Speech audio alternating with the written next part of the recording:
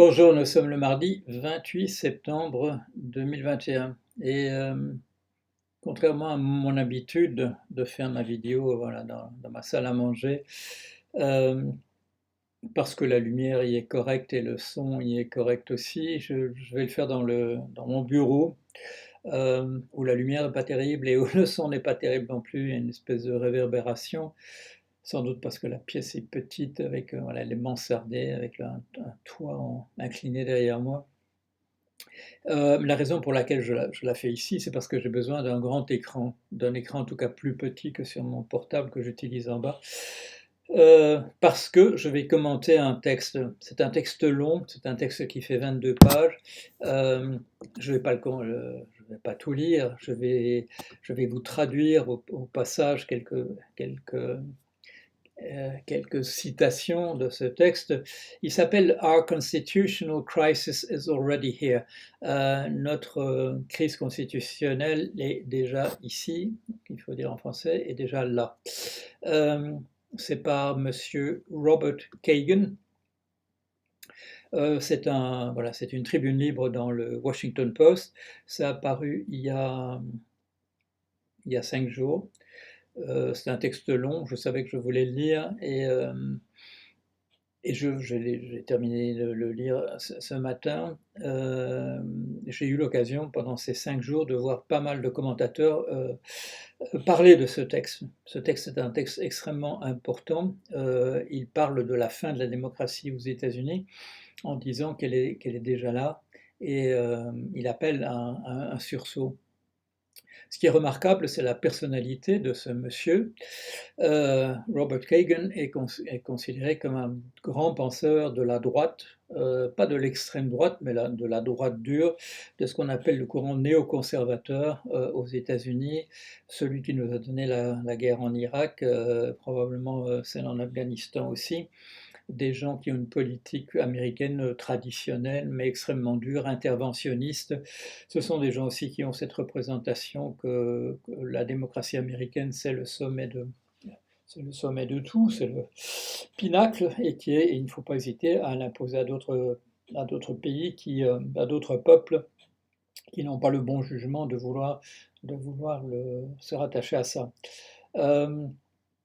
Donc, ce n'est pas une personnalité de gauche, très très très loin de là. Ce n'est pas un fasciste, il emploie d'ailleurs le mot fasciste à propos de Trump, il n'hésite pas à l'utiliser. Il fait une distinction très très claire donc, entre le fascisme et la pensée ultra-conservatrice qui est la sienne. Mais ce monsieur fait le texte, je dirais, le plus cohérent de défense. C'est un texte important, voilà, c'est pour ça que je vais vous le commenter, un texte important à propos de la démocratie à l'américaine et de la manière dont elle est en danger maintenant. Euh, Vous allez voir, son analyse, à mon avis, est absolument excellente. Les conclusions qu'il en tire sont excellentes aussi.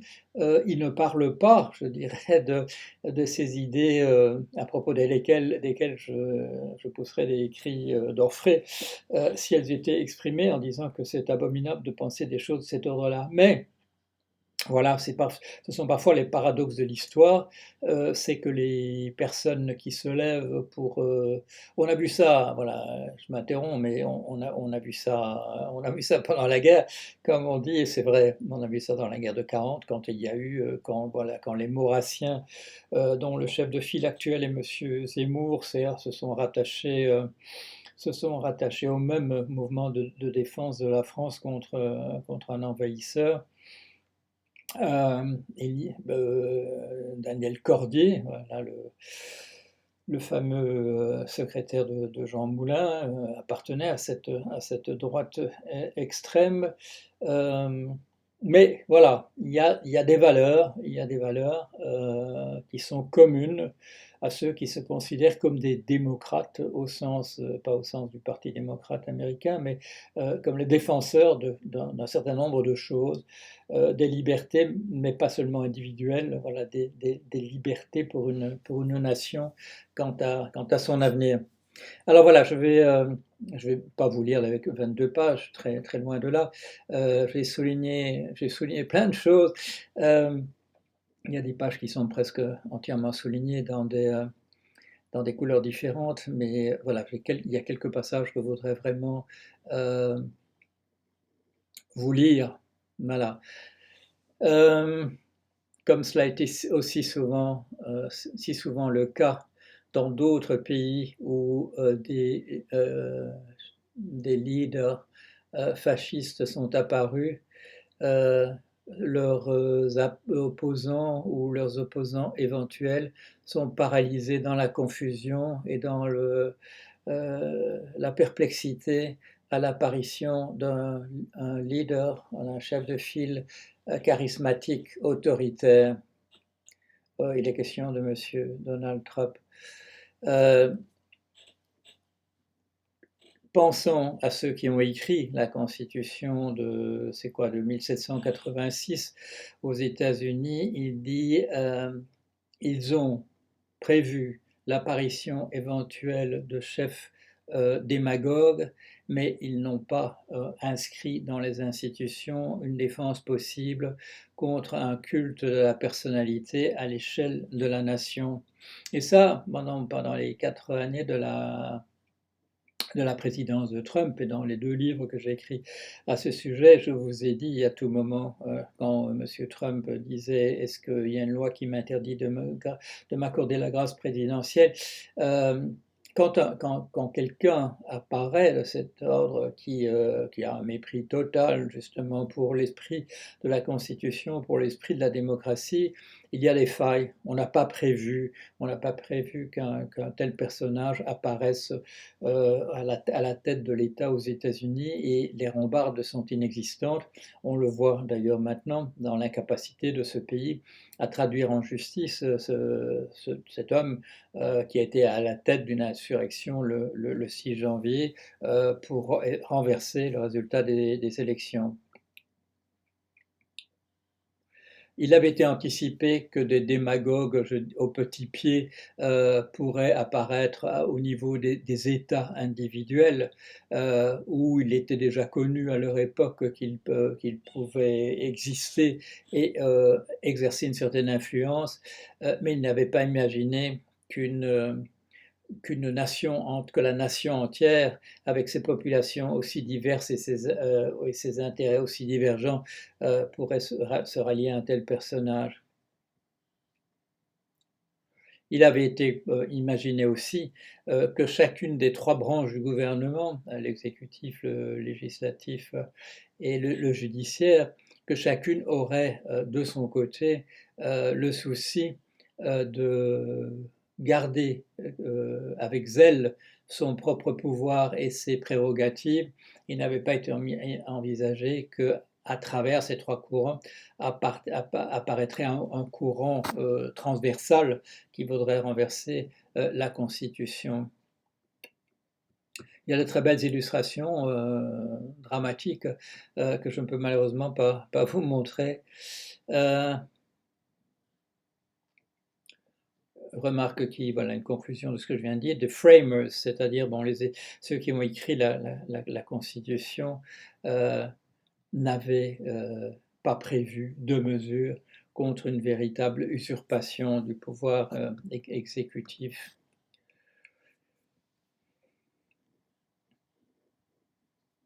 Le personnage de Trump, dit-il, est paradoxal puisque ses critiques le voient comme un leader, un chef de file à ce point narcissique que personne ne voudrait le suivre, alors que ses supporters, ses partisans admirent au contraire son côté narcissique, militant, qui ne connaît pas le mot excuse. À l'encontre de l'ancien establishment, voilà, des pontes du parti républicain. Trump parle sans aucune gêne au nom de cette partie des Américains, du parti du public américain, qui se considère lésé, et il n'y a pas là que des Blancs qui ont le sentiment qu'ils ont pris des coups sur la mâchoire depuis bien plus longtemps. Ce qu'il fait, c'est exactement ce qu'il considère qu'il devrait faire. au moment où les ennemis de Trump ont brandi sa gestion calamiteuse de la pandémie pour le discréditer, la réponse de ses partisans a été tout simplement de nier l'existence même de la pandémie. Un des partisans de Trump a refusé devant les caméras de télé d'aller à l'hôpital malgré les symptômes du Covid-19 qui l'affligeait, parce qu'il disait que ce serait manifester son soutien à la gauche dans son opposition à Trump.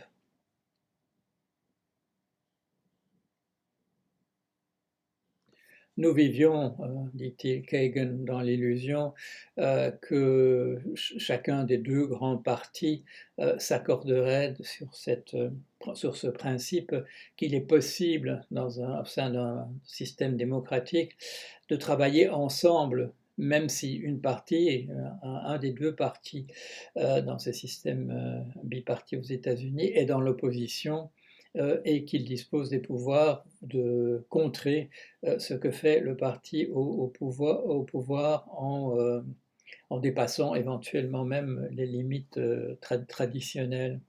Mais, dit-il, cela a disparu. Maintenant, chacun des partis considère que le pays irait mieux par l'élimination pure et simple du parti opposé.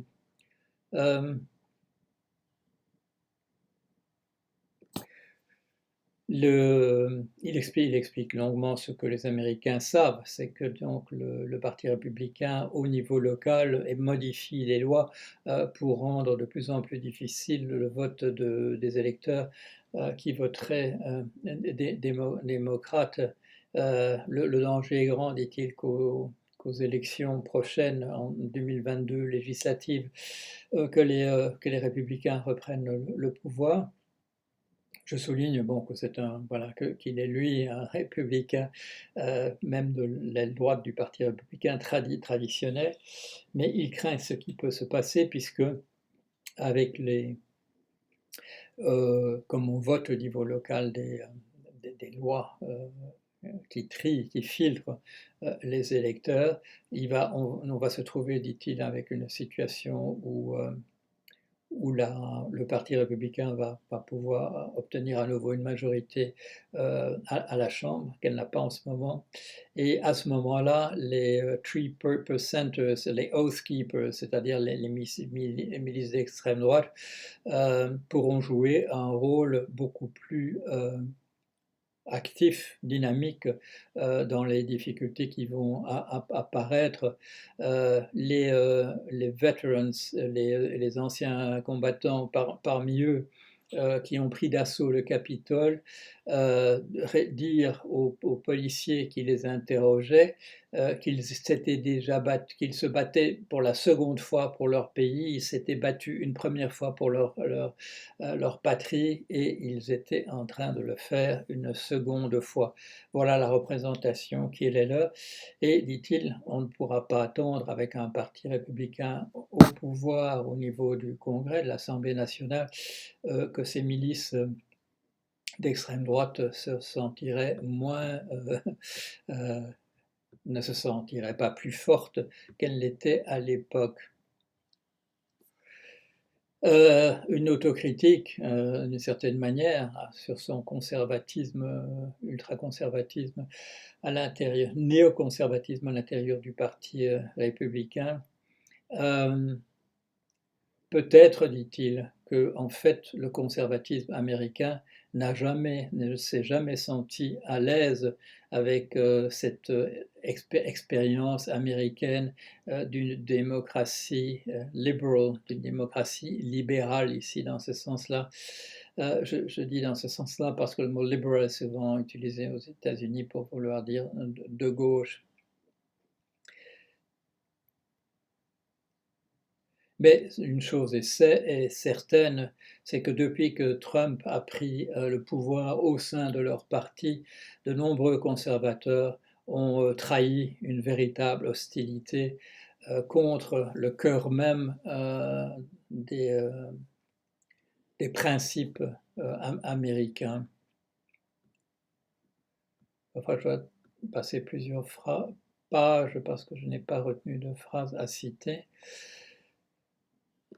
Il parle d'une certaine paralysie du côté des démocrates. Il dit, ces jours-ci, même la presse, anti-Trump, se berce dans l'illusion qu'elle, va trouver des signes, ici ou là, que l'influence de Trump, est en train de disparaître et que des mesures, drastiques pour essayer d'empêcher sa venue au pouvoir, son retour au pouvoir ne serait pas nécessaire. Ceux qui critiquent Biden et les démocrates pour ne pas faire assez pour essayer de prévenir le désastre en préparation, en fait, sont injustes parce que sans une coopération au moins partielle du côté des républicains, ils ne peuvent en réalité absolument rien faire.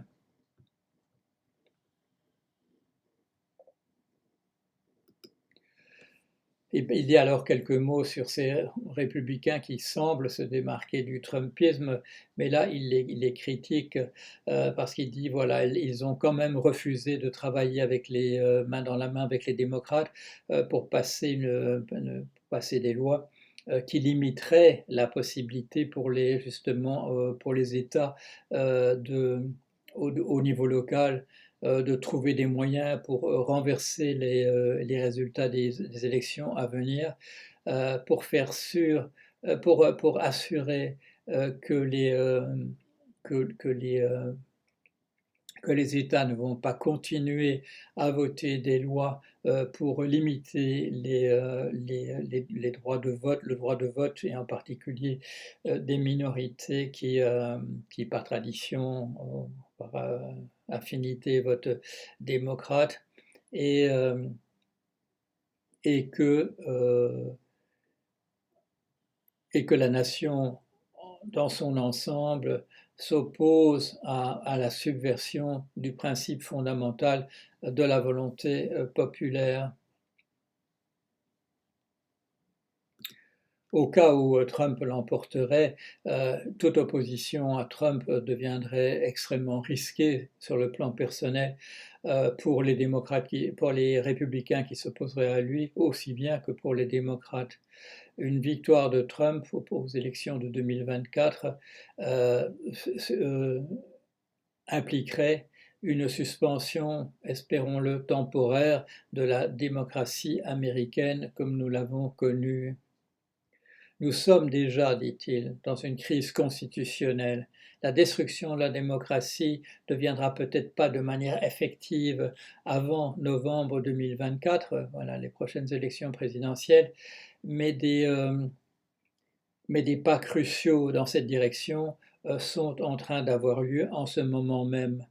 Dans à peine un an, un peu plus d'un an, il deviendra peut-être impossible, c'est-à-dire avec les élections midterm, voilà, au milieu de à mi-mandat, les élections 2022, il deviendra peut-être impossible après ça de passer des lois qui protégeraient le processus électoral tel qu'il aura lieu en 2024.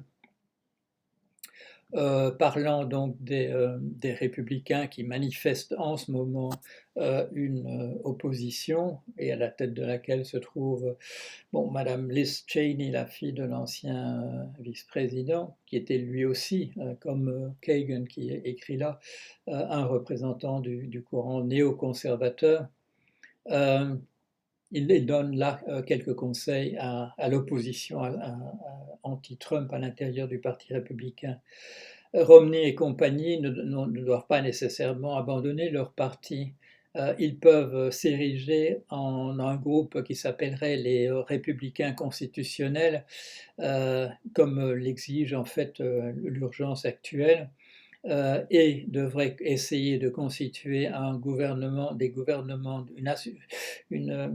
une union, une union nationale, une coalition en vue d'une union nationale au Sénat dans le seul but de sauver la République en tant que telle. une autre option pour eux, c'est de se mettre d'accord, sur un consensus, sur un ensemble avec les démocrates, sur un ensemble de points, qui sont centraux, pour préserver la notion que nous avons, des États-Unis, comme, les dépenses du gouvernement, la défense nationale, l'immigration et la gestion de la pandémie qui est toujours parmi nous. Il s'agit, dit-il, en ce moment, de constituer des coalitions d'unité nationale. Il appelle donc à un front antifasciste. Et je vous ai dit, ce monsieur ultra-conservateur n'hésite pas une seconde à utiliser le mot fasciste pour désigner Trump et ses partisans. Il s'adresse à ce moment-là alors aux démocrates en disant voilà, ne vous concentrez pas sur des points inessentiels. Les démocrates doivent offrir à ces républicains anti-Trump une chance de faire ce qu'il faut.